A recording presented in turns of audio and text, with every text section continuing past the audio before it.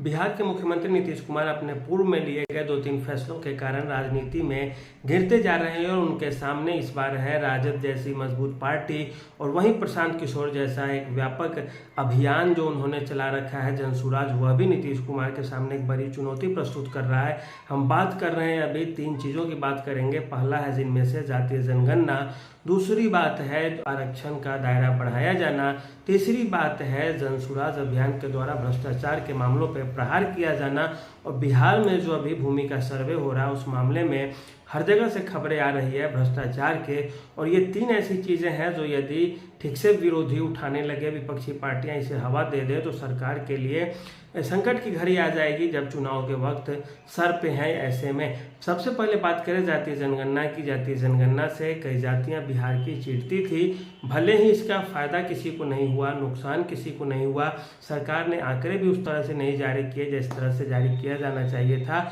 लेकिन इन सब चीज़ के बावजूद जब मामला फंस गया तो इसके बाद अब सीधे सीधे इसकी नुकसान की भरपाई होने के लिए या नुकसान की भरपाई करने के लिए सरकार ने जी तोड़ मेहनत किया और ये एक तरह से उस समय लोकसभा चुनाव के समय बहुत ज़्यादा प्रभाव नहीं दिखाया क्योंकि केंद्र की सरकार साथ में थी और जो लोकसभा में जो मत होता है वह दिल्ली को देखकर होता है, न कि राज्य को। लेकिन इसका खामियाजा भुगतना पड़ गया जदयू और भाजपा की सरकार को क्योंकि इनके जो प्रत्याशी है जहां से जीते भी हैं कई जगह से बचते बचते जीते हैं और जहां से 4 लाख 5 लाख की मार्जिन से जीतते थे वहां वे 20,000 15,000 25,000 की मार्जिन से जीतने लगे। दूसरी बात हम करते हैं आरक्षण का दायरा का। आरक्षण का दायरा तो सभी ने मेज थपथपाकर बढ़ा दिया बिहार से, लेकिन सुप्रीम कोर्ट और हाई कोर्ट के कुछ गाइडलाइंस है उस पर ध्यान नहीं रखा गया और ये बातें नीतीश कुमार जी की पार्टी भी जानती थी,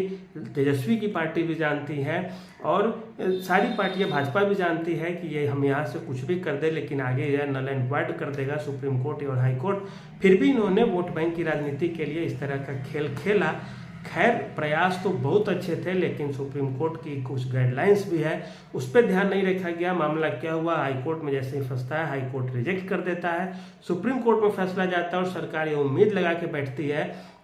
कि सुप्रीम कोर्ट इस मामले में कुछ न कुछ ढील देगा, लेकिन सुप्रीम कोर्ट उस फैसला के विरोध में या पक्ष में फैसला आने से पहले ही एक SC/ST रिजर्वेशन को लेकर एक ऐसा फैसला दिया जिससे अब इसकी उम्मीद बहुत कम है कि बिहार सरकार को किसी भी एंगल से थोड़े बहुत भी राहत की खबर आने वाली है। अब सुप्रीम कोर्ट ने दे दिया है कि SC/ST रिजर्वेशन में भी आप सुधार कीजिए, जो उसमें अधिक आय वाले वर्ग हैं उनको बाहर कीजिए, एक बार जिसे मिल गया दोबारा उन्हें न मिले इसका प्रावधान कीजिए। राज्यों को गाइडलाइंस दिया गया सुप्रीम कोर्ट के द्वारा। अब मामला ये फंसता है कि क्या बिहार की 65% रिजर्वेशन की व्यवस्था को सुप्रीम कोर्ट लागू करेगा। अब तो 75 हो जाएगा, AWS का भी जोड़ दें तो 75% रिजर्वेशन के दायरा को क्या सुप्रीम कोर्ट स्वीकार करेगा और इस बात की संभावना कम है। और ऐसे में क्या केंद्र सरकार 9वीं अनुसूची में डालेगी। अगर 9वीं अनुसूची में डाल देती है केंद्र सरकार फिर भी सुप्रीम कोर्ट इतना सख्त है उस मामले में कि उसे बाहर निकालकर 9वीं अनुसूची से नल एंड वाइड कर देगा। अब ऐसे में तेजस्वी यादव भी ये चीज़ जानते हैं, प्रशांत किशोर भी ये चीज़ जानते हैं, जदयू भी ये चीज़ जानती है, भाजपा भी ये चीज़ जानती थी, लेकिन इन सब चीज़ के बावजूद पब्लिक को क्या मिलेगा तो कुछ नहीं। इस विधेयक से फायदा तो किसी को कुछ होने जाने को है नहीं और इस चीज़ को अब गलत ढंग से प्रचार करेगी कौन, तो राजद गलत ढंग से प्रचार कर देगी और प्रशांत किशोर भी गलत ढंग से प्रचार कर सकते हैं। विपक्ष में जो भी होगा वो तो चाहेगा कि किसी तरह से सरकार को बदनाम करके हम आगे आए। वही बात जदयू के साथ भी होने जा रही है और ऐसी स्थिति में जदयू के लिए काफ़ी नुकसान का सौदा हो जाएगा कि हाँ हमने आरक्षण दिया लेकिन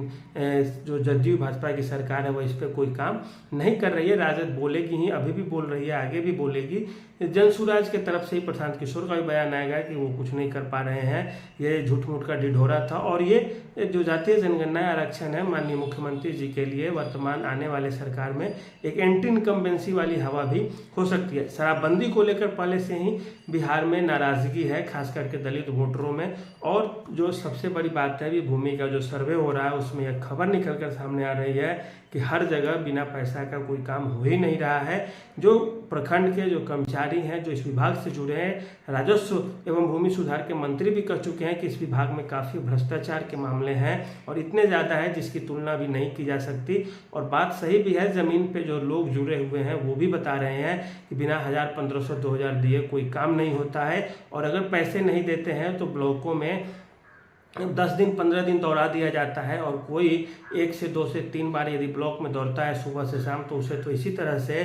5,000 10,000 4,000 का नुकसान हो जाएगा कमाने खाने वाले लोगों को। इससे अच्छा भी समझेंगे कि 1,000-1,500 दे के काम चला लिया जाए। लेकिन जनसुराज अभियान जो सीधे सीधे भ्रष्टाचार के मामलों पर प्रहार कर रहा है, तेजस्वी भी कर रहे हैं जंगल राज की जगह महाजंगल राज, तो ऐसी स्थिति में नीतीश कुमार की सरकार के लिए काफ़ी नुकसानदेह होने जा रहा है। हालांकि उम्मीद है सरकार की कानों में भी ये चीज़ें जा रही होगी ज़मीन से कि ज़मीन पे जो अधिकारी है, कर्मचारी है, वो बिना पैसे के काम नहीं कर रहे हैं, तो सरकार इस पर संज्ञान लेगी और इसके खिलाफ ठोस कार्रवाई भी करनी चाहिए राज्य सरकार को। यदि उन्हें वर्तमान में या आने वाले वर्षों में जो चुनाव है उस अच्छे से लड़ना है, ईमानदारी का धब्बा जो लगता है, एक बेईमानी का धब्बा होता है और एक ईमानदारी का धब्बा, तो ईमानदारी का धब्बा नीतीश कुमार के चेहरे पर लगा है। लेकिन इन घटनाओं पर यदि काम नहीं करेंगे, वो संज्ञान नहीं लेते हैं, तो उनके ऊपर भी बेईमान का धब्बा लग जाएगा और बेईमानी का दाग जैसे ही लगेगा चुनाव में वो